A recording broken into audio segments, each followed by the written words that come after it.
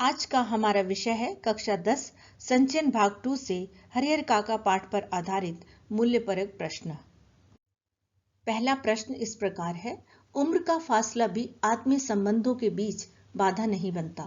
कथावाचक और हरिहर काका के संदर्भ में स्पष्ट कीजिए। इसका उत्तर इस प्रकार है, कथावाचक और हरिहर काका के बीच बड़े ही मधुर व आत्मीय संबंध थे। कथावाचक गांव के चंद लोगों का ही सम्मान करता था और उनमें से हरिहर काका एक थे। हरिहर काका के प्रति कथावाचक की दोस्ती और कथावाचक के प्रति हरिहर काका का अनन्य प्रेम यह स्पष्ट कर देता है कि उम्र का फासला आदमी के संबंधों के बीच बाधा नहीं बनता।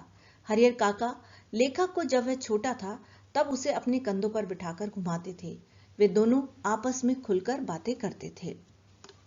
दूसरा प्रश्न इस प्रकार है, हरिहर काका के साथ उनके भाइयों ने कैसा व्यवहार किया? यह कहां तक उचित था? उन्होंने ऐसा क्यों किया? इस संदर्भ में अपने विचार प्रकट कीजिए। हरिहर काका के भाइयों ने हरिहर काका के साथ बहुत ही अनुचित व्यवहार किया। जमीन के लालच में कुछ दिन तक तो उनके भाइयों की पत्नियों ने हरिहर काका की खूब सेवा की, लेकिन धीरे धीरे वे सब उनकी उपेक्षा करने लगे।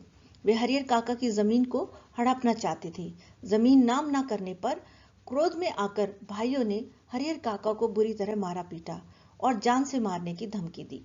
यदि पुलिस नहीं आई होती तो उनके भाई हरिहर काका की हत्या कर देते। इस बात से यह स्पष्ट हो जाता है कि समाज में पारिवारिक मूल्य एवं मानवीय मूल्य समाप्त होते जा रहे हैं। आज के युग में रिश्तों पर स्वार्थ हावी हो रहा है। रिश्तों में प्यार व बंधुत्व की भावना खत्म हो रही है। ये गंभीर चिंता का विषय है। प्रश्न नंबर 3, ठाकुरबाड़ी का काम लोगों की आस्था और विश्वास की रक्षा करना है, परंतु वहां के महंत व पुजारी धन के लालच के चक्कर में आकर अन्याय में साझीदार बनते हैं। उनकी इस लिप्सा पर टिप्पणी करते हुए बचने के उपाय बताइए। इसका उत्तर इस प्रकार है, ठाकुरबाड़ी जैसी संस्थाओं का यह दायित्व है कि वह समाज में व्याप्त स्वार्थ की भावना को दूर करके जन जन में परोपकार के भाव जगाएं। समाज में व्याप्त अनाचार, अराजकता और अन्याय को दूर करके जन मन में संतोष तथा धैर्य के भाव का प्रसार करें। कहानी हरिहर काका में भी गांव के लोगों के साथ ठाकुरबाड़ी की गहन आस्था थी, पर महंत और अन्य साधु संतों के द्वारा एक लाचार, असहाय, दुखी बुजुर्ग को जबरन उठाना, उसकी जमीन जायदाद को हड़पने का प्रयास करना, मारना पीटना, बंदी बनाना ऐसे कार्य थे जिन्होंने ये दिखा दिया कि बदलते परिवेश के साथ साथ धार्मिक संस्थाएं भ्रष्टाचार की जगह बन गए हैं। आज धार्मिक संस्थानों में व्याप्त धन लिप्सा को रोकने के उपाय करने की आवश्यकता है। हरिहर काका की भांति फिर कोई उनके चंगुल में ना फंसे, इसके लिए शिक्षा के प्रचार की आवश्यकता है। शिक्षा के द्वारा लोगों को जागरूक करके अंधविश्वासों तथा पाखंडों से मुक्ति दिलाई जा सकती है। चोरी, ठगी, धोखाधड़ी करने वालों के खिलाफ कड़े कानून बनाने चाहिए। प्रश्न नंबर 4, महंत जी ने हरिहर काका की जमीन हड़पने के लिए धर्म, मोह माया का सहारा किस तरह लिया? उनका ऐसा करना आप कितना उचित मानते हैं? इसका उत्तर इस प्रकार है, खलिहान की ओर जाते हुए गुस्साए हरिहर काका को महंत जी अपने साथ ठाकुरबाड़ी ले आए और उनकी जमीन पाने के लिए धर्म, मोह और माया का सहारा लेते हुए काका को समझाते हुए कहने लगे, हरिहर, यहाँ कोई किसी का नहीं है, सब माया का बंधन है। तुम इस बंधन में कैसे फंस गए? ईश्वर में भक्ति लगाओ, उसके सिवाय कोई तुम्हारा अपना नहीं, सब स्वार्थ के साथी हैं। जिस दिन उन्हें लगेगा कि तुमसे उनका स्वार्थ सधने वाला नहीं, उस दिन वे तुम्हें पूछेंगे तक नहीं।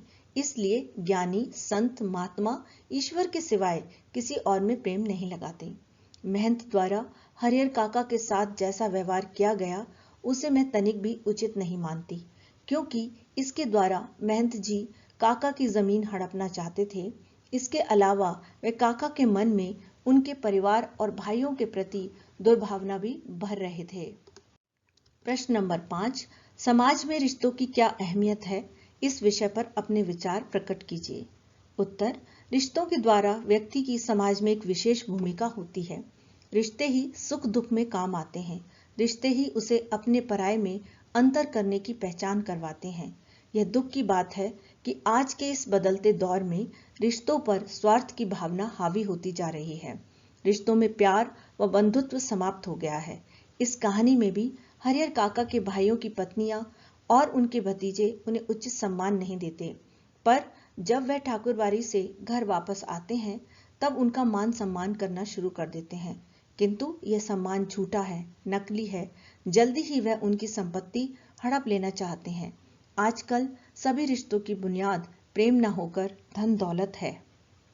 प्रश्न नंबर 6, हरिहर काका ने अपना गुस्सा घर की औरतों पर किस तरह उतारा? उनकी इस प्रतिक्रिया को आप कितना उचित समझते हैं? हरिहर काका ने अपना गुस्सा घर की औरतों पर उतारते हुए कहा, समझ रही हो कि मुफ्त में खिलाती हो तो अपने मन से ये बात निकाल देना। मेरे हिस्से के खेत की पैदावार इसी घर में आती है, उसमें तो मैं 2-4 नौकर रख लूं और आराम से खाऊं, तब भी कमी नहीं होगी। मैं अनाथ और बेसहारा नहीं हूं। मेरे धन पर तो तुम सब मौज कर रही हो, लेकिन अब मैं तुम सबको बताऊंगा। उनकी इस प्रतिक्रिया को उचित नहीं कहा जा सकता, क्योंकि इससे बात बनने की बजाय बिगड़ने की संभावना अधिक थी। इस बात का हल शांति से बात करके भी निकाला जा सकता था। प्रश्न नंबर 7, ठाकुरबाड़ी के साधु संतों के व्यवहार से काका को किस वास्तविकता का ज्ञान हुआ? साधु संतों का ऐसा व्यवहार कितना उचित था? ठाकुरबाड़ी के महंत और अन्य साधु संत काका का अपहरण कर ठाकुरबाड़ी में ले आए और कुछ सादे कागजों पर जबरन काका के अंगूठे के निशान लिए। हरिहर काका ने सपने में भी नहीं सोचा था कि महंत जी इस रूप में उनके सामने आएंगे।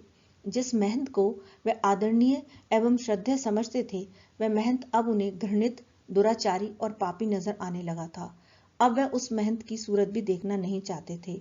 अब अपने भाइयों का परिवार महंत की तुलना में उन्हें अधिक पवित्र, नेक और अच्छा लगने लगा।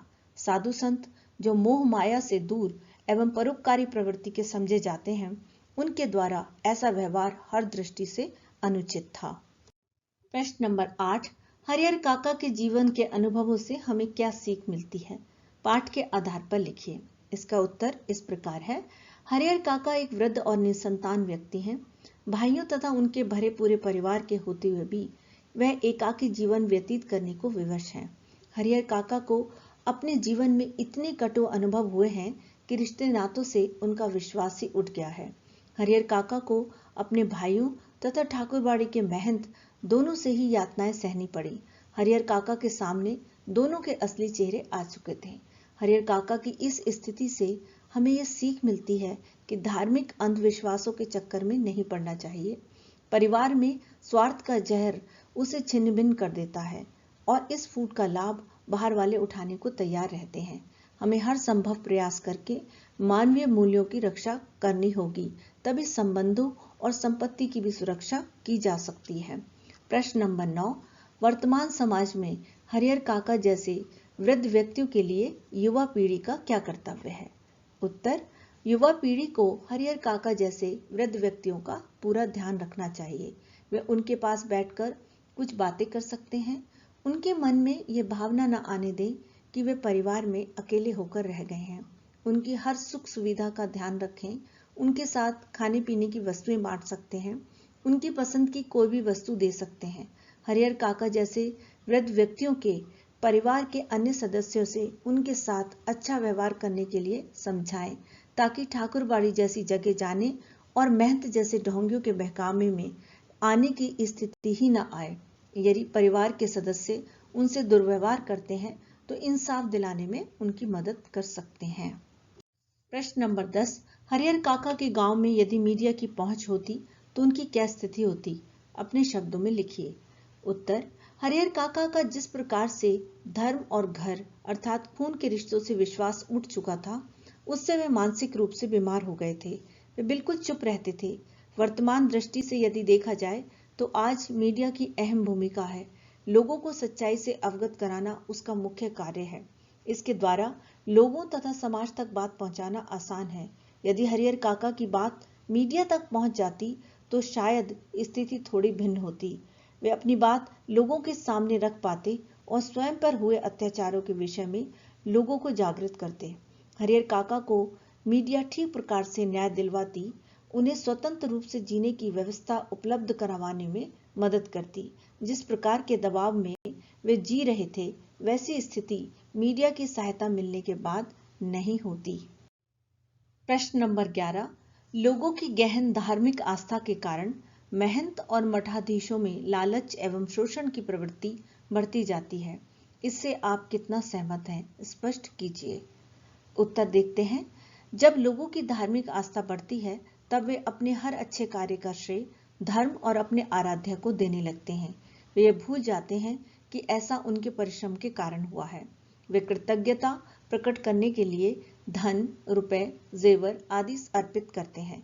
उनकी इस भावना का अनुचित लाभ वहां के उपस्थित महंत और साधु संत उठाते हैं और धर्म का भय तथा स्वर्गलोक का मोह दिखाकर लोगों को उकसाते हैं कि वे अधिक से अधिक चढ़ावा चढ़ाएं, जो प्रत्यक्ष और परोक्ष दोनों ही रूपों में उनकी स्वार्थ पूर्ति, लोभ एवं उदर पूर्ति का साधन बनता है। ठाकुरवाड़ी में जो जो चढ़ावा आता है त्यों त्यों वहां के महंत, पुजारी एवं अन्य साधुओं का लोभ इस तरह बढ़ जाता है कि वे साधुता ही नहीं मानवता को छोड़कर हैवानियत पर उतर आते हैं। वे हरिहर काका की जमीन हड़पने के लिए मानवता को कलंकित करने से भी बाज नहीं आते। इस तरह निस्संदेह मनुष्य की गहन धार्मिक भावना महंतों और मठाधीशों में लोभ, लालच और स्वार्थपरता पैदा करती है। प्रश्न नंबर 12। अंत में हरिहर काका का संपत्ति से संबंधित निर्णय क्या था और वह परिवार के मूल्यों को किस प्रकार प्रभावित करता है? यह स्थिति हर व्यक्ति को क्या संदेश प्रदान करती है? इसका उत्तर इस प्रकार है। हरिहर काका ने यह निर्णय लिया कि जीते जी वे अपनी संपत्ति किसी के नाम नहीं करेंगे। गांव के अन्य लोगों की दुर्गति का उदाहरण उनके सामने था, इसलिए अब वे किसी की चिकनी चुपड़ी बातों में नहीं आना चाहते थे। उनका यह निर्णय परिवार की सामाजिक प्रतिष्ठा को प्रभावित करता है। परिवार के एक वृद्ध व्यक्ति का अकेला रहना समाज में सम्मान की दृष्टि से नहीं देखा जाता। परिवार की कलहपूर्ण स्थिति सबके सामने आ जाती है। समाज के लोगों को यह पता चल जाता है कि इस परिवार में रिश्तों का तथा मानवीय भावनाओं का कोई मूल्य नहीं है। यह स्थिति हर व्यक्ति को यह संदेश प्रदान करती है कि परिवार जैसी सुदृढ़ संस्था का टूटना सदैव हानिकारक होता है। पारिवारिक मूल्यों की रक्षा करना आवश्यक है। घर परिवार में वृद्धों को पर्याप्त सम्मान मिलना चाहिए। प्रश्न नंबर 13। हरिहर काका वृद्धों के प्रति संवेदनहीन होते समाज की कथा है। वृद्धों के प्रति होने वाले अत्याचारों को रोकने के लिए आप क्या क्या कदम उठाएंगे? उत्तर। हरिहर काका वृद्धों के प्रति संवेदनहीन होते समाज की कथा है। लेखक मिथिलेश्वर ने तत्कालीन समाज में वृद्धों के प्रति हो रहे अत्याचारों को अपनी कहानी के नायक हरिहर काका के माध्यम से दर्शाया है। वृद्धों को अपनों के द्वारा विविध प्रकार की यातनाएं देने का सिलसिला आज तक जारी है। कहीं वृद्धों का तिरस्कार किया जा रहा है तो कहीं धन के लालची लोगों के द्वारा वृद्धों की संपत्ति हड़पने तथा कब्जा करने के चक्कर में उन्हें आए दिन सताया जा रहा है। वृद्धों के प्रति होने वाले अत्याचार को रोकने के लिए हम प्रभावी कदम उठाएंगे। घर घर जाकर उनका हाल पूछेंगे, उनकी समस्याओं का समाधान करेंगे। कोई भी बुरी खबर मिलते ही हम सीनियर सिटीजन सेल को सूचित करेंगे तथा उनके साथ बुरा व्यवहार करने वाले को पुलिस के हवाले करेंगे। समाज को बड़े बुजुर्गों के महत्व का बोध कराएंगे। इस प्रकार समाज को नई दिशा देकर हम वृद्धों की स्थिति में सुधार कर पाएंगे। प्रश्न नंबर 14। संयुक्त परिवार में सुखपूर्वक रहने के लिए आप किन किन जीवन मूल्यों को आवश्यक मानते हैं और क्यों? हरिहर काका पाठ के आलोक में उत्तर दीजिए। इसका उत्तर इस प्रकार से है। संयुक्त परिवार भारतीय संस्कृति की विभिन्न परंपराओं का एक महत्वपूर्ण अंग रहा है। ऐसे परिवार में सदस्यों की संख्या अधिक होती है। संयुक्त परिवार में सुखपूर्वक रहने के लिए यह आवश्यक है कि सदस्य आपसी प्रेम तथा बड़ों का आदर देना जैसे मूल्यों को सर्वोपरि समझें। एक दूसरे के दुख को समझने की तथा विपरीत परिस्थितियों में एक दूसरे के साथ निभाने की प्रवृत्ति होनी चाहिए। घर के वयोवृद्ध व्यक्ति के प्रति उपेक्षा की भावना नहीं होनी चाहिए। सहनशीलता तथा सहयोग जैसे मानवीय मूल्यों को अपनाकर ही संयुक्त परिवार में रहा जा सकता है, न कि निजी स्वार्थ, धन लोलुपता तथा अहंकारी मनोवृत्ति को अपनाकर। हरिहर काका का संयुक्त परिवार तब बिखरा जब परिवार के सदस्यों को संपत्ति के लालच ने घेर लिया। पहले तो काका की पूरी आवभगत की गई, मान सम्मान भी दिया गया, परंतु जैसे ही भाइयों को स्वार्थ सिद्धि के मार्ग में बाधा आई तो सहनशीलता तथा प्रेम समाप्त हो गए। काका उपेक्षा का शिकार बन गए। इसका लाभ महंत, नेता आदि ने उठाने का प्रयास किया। वे अकेले रहने को विवश हो गए। उनके संयुक्त परिवार का विघटन हो गया। प्रश्न नंबर 15। हरिहर काका के लिए उनकी जमीन जी का जंजाल कैसे बन गई? हरिहर काका के पास 15 बीघे जमीन थी। हरिहर काका के अपनी कोई संतान नहीं थी, इसलिए उनके तीनों भाइयों एवं परिवार वालों की बुरी नजर हरिहर काका की जमीन पर थी। सभी लोगों के लालच की भावना इतनी बढ़ गई थी कि वे हरिहर काका की लंबी उम्र की दुआ करने के बजाय उनकी मृत्यु की प्रतीक्षा करने लगे। गांव की ठाकुरबाड़ी के महंत ने अवसर देखकर हरिहर काका का अपहरण करवाया और उनको कमरे में बांधकर भूखा प्यासा रखा। हरिहर काका को बुरी तरह मारा पीटा और कागजों पर जबरन उनके अंगूठे के निशान ले लिए। बड़ी मुश्किल से हरिहर काका की जान बची। वहां से किसी प्रकार छूटकर भाइयों के पास आए तो उनके भाइयों की कुदृष्टि भी उनकी जमीन पर थी। जमीन को हथियाने के लिए उनके भाइयों ने भी हरिहर काका को बहुत मारा पीटा, यहाँ तक कि उन्हें जान से मारने की कोशिश भी की और जबरदस्ती उनके अंगूठे के निशान कागजों पर ले लिए। यहाँ भी हरिहर काका की जान बाल बाल बची। इन सभी तथ्यों के आधार पर यह स्पष्ट कहा जा सकता है कि उनकी जमीन उनके लिए जी का जंजाल बन चुकी थी। यदि आपको ये वीडियो पसंद आई हो तो प्लीज़ लाइक करें, मित्रों के साथ शेयर करें तथा बेल आइकॉन को प्रेस करना ना भूलें ताकि आपको मेरी नई वीडियो की नोटिफिकेशन मिलती रहे। धन्यवाद।